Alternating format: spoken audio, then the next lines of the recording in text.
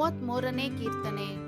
ನೀತಿವಂತರೇ, ಯೆಹೋವನ ವಿಷಯದಲ್ಲಿ ಉಲ್ಲಾಸ ಧ್ವನಿ ಮಾಡಿರಿ.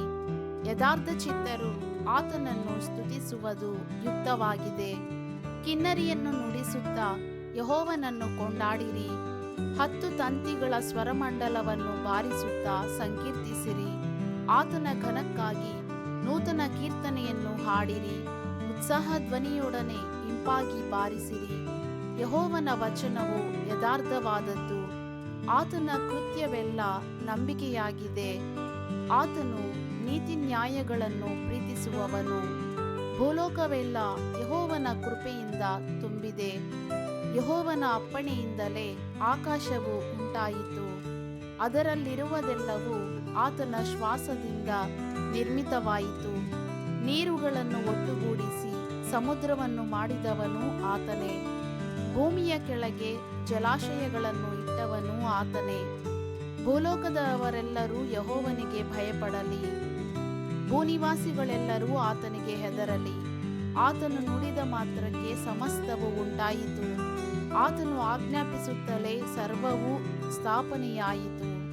ಯೆಹೋವನು ಅನ್ಯಜನರ ಸಂಕಲ್ಪಗಳನ್ನು ವ್ಯರ್ಥ ಮಾಡುತ್ತಾನೆ, ಅವರ ಯೋಚನೆಗಳನ್ನು ನಿಷ್ಫಲ ಮಾಡುತ್ತಾನೆ. ಯೆಹೋವನ ಆಲೋಚನೆಯೋ ಶಾಶ್ವತವಾಗಿಯೇ ನಿಲ್ಲುವುದು. ಆತನ ಸಂಕಲ್ಪವು ಎಂದಿಗೂ ಕದಲುವುದಿಲ್ಲ.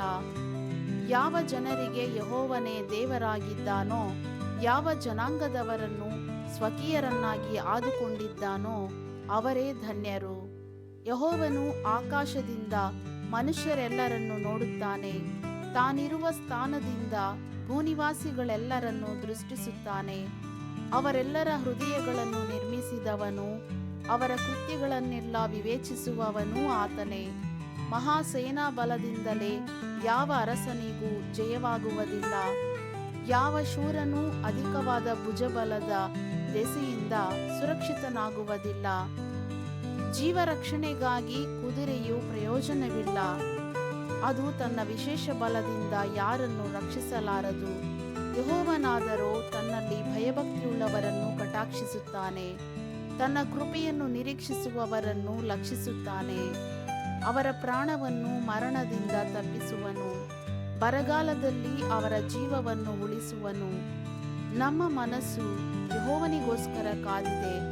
ನಮ್ಮ ಸಹಾಯವೂ ಗುರಾಣಿಯೂ ಆತನೇ. ಆತನಲ್ಲಿ ನಮ್ಮ ಹೃದಯವು ಸಂತೋಷಿಸುವುದು.